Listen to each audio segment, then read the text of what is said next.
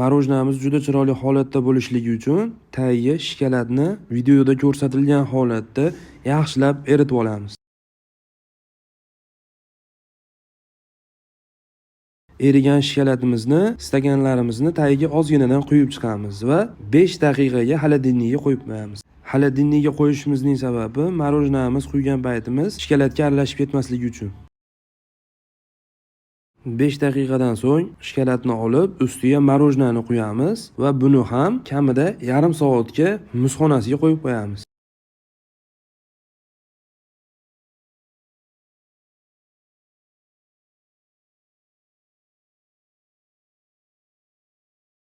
Tayyor marojnamizni olib, birinchi o'rinda buvamga degustatorlikka berib ko'ramiz.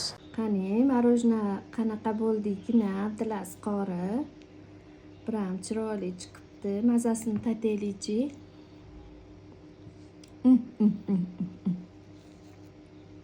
Internetda bang'illatadigan bo'pti-ya.